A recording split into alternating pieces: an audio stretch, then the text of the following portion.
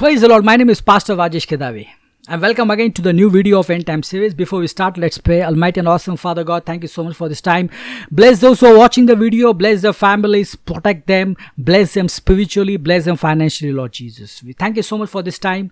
I pray all this most in the Lord, Sir Jesus Christ. Amen. So today we are going to focus on the tribulation, but we are going to focus on three main things of the tribulation. Number one, what will trigger the tribulation? When the tribulation will start? And number two, what is the purpose of the tribulation? Number three, what will happen in the tribulation period? What are the things happening in the tribulation period? So the first thing is that when the tribulation will start and what's going to be duration. Now this we have discussed in the last videos that the duration of the tribulation period is 7 years. See, when the church is raptured, that's the point when the tribulation will start. Because it's very important that the church, they have to be in the heaven in order for the tribulation to start on the planet Earth. And it's sad to see that many are preaching that the tribulation is already started. Tribulation will never start when the church is there on the planet Earth. Let's read that verse. Let's go to Daniel chapter 9 verse 27. The ruler will make a treaty with the people for a period of 1 set of 7. So ruler is whom? The ruler is the Antichrist. He makes a treaty with the nation of Israel. And that will trigger the tribulation. That will start the tribulation, and it's going to conclude with the second coming of Jesus Christ. When Jesus Christ will come on this planet Earth, it's going to conclude with that. So that's the first thing. Second thing is, what is the purpose of tribulation? See, the purpose of the tribulation, number one purpose is to judge the world for their sins. Now that's very important. See, when we believe in Jesus, when we accept Jesus as our personal Lord and Savior, all our sins are forgiven. The past, the present and the future, all our sins are forgiven. So we will not be punished for our sins. Because 2000 years back, Lord Jesus Christ, He was punished for our sins. He took all the punishment. He died for us on the cross of Calvary. He took all our punishment. He shed His precious blood so that all our sins are forgiven. Past, present and future. Some are preaching that only the past sins are forgiven. The future sins are not forgiven. The present sins are not forgiven. It depends upon us. We have to confess, or we have to go to another man to confess it. No. All our sins are forgiven. Sin issue is taken care of when you believe in Jesus Christ. But the dangerous thing is that when you are not born again, the sin issue is hanging in your life. It means that you have to go through the punishment for your sin. You have to be punished. You have to be judged. Now the people who are there in the tribulation is the people who are not saved. That's why they are in the tribulation. If they would have been saved, they would have been raptured. But these are not saved. So the sin has to be punished. The sin has to be judged. Sin is a dangerous thing. Sin can take you to hell. Sin can make you suffer in the tribulation period. So they have to be judged for the sins. Let's go to Revelation chapter 6:16. What it says here. And they cried to the mountains and the rocks, fall on us and hide us from the face of the one who sits on the throne and from the wrath of the Lamb. What's happening here is that these people who are there, they are crying out to the mountains and the rocks. They are saying to the mountain that fall on us. Hide us from the one who sits on the throne and from the wrath of the Lamb. Because they know that they are in the wrath of the Lamb. They know that the wrath of Lamb is going to pour out from heaven to the planet Earth like never before. But instead of calling to God, they are calling to the mountains and the rocks. That's how the human beings are.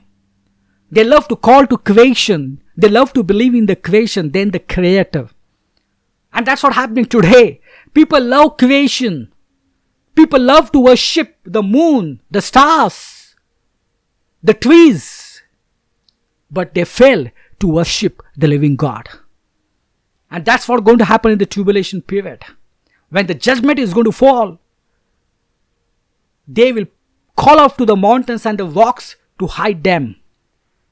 But it's not going to be of any use, because God controls the creation, not the creation controls God. So, the sin has to be judged. So they will be judged for their sins. They will be punished for their sins. And that's what is going to happen in that 7 years of tribulation period. They will be punished for their sins. It's going to be terrible. Number 2 purpose of this tribulation is to save his chosen people. To save the nation of Israel. To save the Jews. See, Israel is the apple of God's eye. The Jews are in the tribulation because they don't believe in Jesus Christ. Because they don't believe that Jesus is the Son of God. They don't believe that Jesus is the Messiah. They don't believe that Jesus is God. So that's why they are in the tribulation period. Because Israel as a nation, they have not believed in Jesus Christ. They have not accepted Jesus Christ as their personal Savior. So it means that their sins are not forgiven. It means they are not born again. It means they are not saved. So that's why they are not raptured. They are in the tribulation period. So let's read the verse 7, 1-4. And I saw another angel coming from the east, carrying the seal of the living God. And he shouted to those 4 angels who had been given power to harm land and seas, "Wait, don't harm the land or the seas of the trees until we have placed the seal of God on the forehead of his servant." And I heard how many were marked with the seal of God. 144,000 were sealed from all the tribes of Israel. You know what a wonderful thing happening during the tribulation period. See, God is always after the people of Israel. He loves them. See, today some are preaching the replacement theory. Now, what is the replacement theory? Replacement theory is that church has replaced the nation of Israel. Today, God is no longer concerned with the nation of Israel. He is no longer concerned with the Jews. In the olden times, in the Old Testament, it was okay. But now, no. That's what they are preaching. And they preach wherever the Israel word comes, you have to replace with the church. That's a replacement theory many are preaching. But they have to see the scriptures. God chose 144,000 Jews. Now this is they are going to be an worldwide evangelist. These are all the saved 144,000 Jews. They will be supernaturally protected, because in the tribulation it's going to be tough to believe in Jesus and also to talk about Jesus. So they will go out and preach all over the world the gospel of Jesus Christ in that 7 years period. Because as you know that the church is in the heaven. So these Jews, these worldwide evangelists, they will go out and preach the gospel. So God is giving a message here that to the nation of Israel, that even though you have rejected my son, even though you crucified my son, but I love you so much. Because once I make a covenant, I don't break it. I love you so much. So he extends his grace to the nation of Israel once again, so that they can come and believe in Jesus Christ. They can accept him as their Lord and personal Savior and get saved. That's the whole plan of God. And that's why this 144,000 these Jews are. Let's go to Zechariah 13:7-9. 2/3 of the people in the land will be cut off and die, says the Lord. But 1/3 will be left in the land. I'll bring that group to the fire and make them pure. I'll refine them like silver and purify them like gold. They will call on my name. I will answer them. I will say, these are my people. And they will say, the Lord is our God. So the Bible is giving a hint here that 1/3 of the Jews will be saved.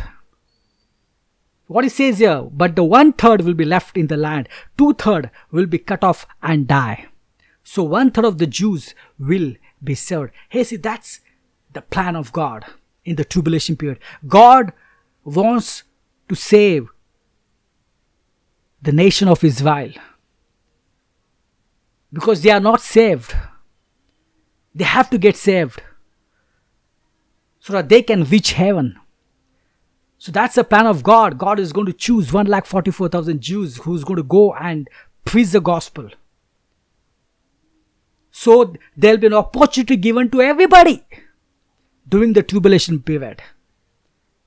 Now some will accept the opportunity, but some will not accept the opportunity. They will harden their hearts. See, that's what is going to happen in the tribulation period. We are going to see the sinfulness and the depravity of the human heart. Even though lots of things are happening in the tribulation period, every single day the wrath of God will be poured out on the planet earth, but still there will be some people who will refuse to believe in Jesus Christ. They will harden their heart. Everyone was burned by this blast of heat. And they cursed the name of God who had a control over all these plagues. They did not repent of their sins and turn to God and give Him glory. So they were burning by the blast of the heat. But instead of praying to God, instead of repenting to God, they cursed the name of God who had the control over all these plagues. See, that's the sinfulness and the depravity of human heart. Refusal to pray to God, refusal to repent and turn to Jesus Christ. This is what we will see in the tribulation period. The third question, what will happen in the tribulation? See, a lot of things are happening in the tribulation period. The Antichrist is creating the havoc in that 7 years period. And also the wrath of God being poured from heaven to planet earth. Let's read the book of Revelation chapter 5 verse 1. And I saw in the right hand of him that sat on the throne a book written within, and on his backside sealed with 7 seals. So John is describing what he saw. He's describing his vision. He saw the most high God on the throne, and on his right hand he saw the book sealed with the 7 seals. Actually, it's a scroll. And I saw a strong angel proclaiming with a loud voice, "Who is worthy to open the book and to loose the seals thereof?" Who is worthy to take the book, to take the scroll from the hand of the Most High and to open the seal? And no man in heaven nor in the earth, neither under the earth, was able to open the book, neither to look thereon. And I wept much. John was weeping, because no man was found worthy to open and to read the book, neither to look thereon. And one of the elders said unto me, "Weep not, behold, the Lion of the tribe of Judah," that's Jesus Christ, the root of David, had prevailed to open the book and to loose the 7 seals thereof. See, what's happening here is that John envisions God sitting on a throne, and in his right hand there is a scroll. And on this scroll there are 7 seals. So each seal, as Lord Jesus Christ unveils, as he breaks the seal, the different judgment is poured down from heaven to earth. And these judgments are actually in the form of 3 different waves. And so the first, you have the 7 seals.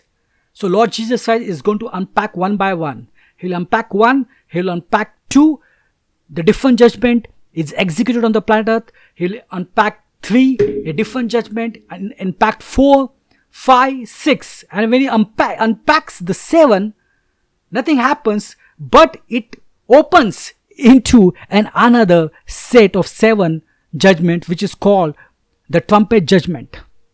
So the first trumpet is blown, the judgment falls on the planet earth. Second trumpet, the different judgment.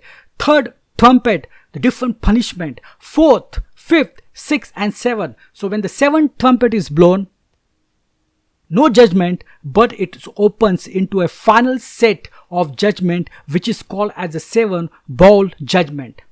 And John envisions that there being 7 bowls that are filled with God's wrath, and as God pours out these balls of earth on earth, a different judgment will take place. So it's going to be tough. So there will be 3 main judgment: 7 seal judgment, 7 trumpet judgment, and 7 bowls judgment. So these are all the 7 sets of judgment. So it's going to be a terrible punishment, terrible days on the planet Earth. So this is what we learned today. And next video will focus on the 7 seal judgment, because it's a 7 set of judgment, it's 7 sets of punishment.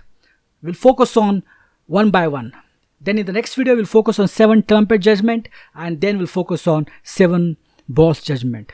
Thank you so much for watching the video. Let's pray. Almighty and awesome Father God, thank you so much. Bless those who are watching. Thank you so much that with your grace, we can escape the tribulation.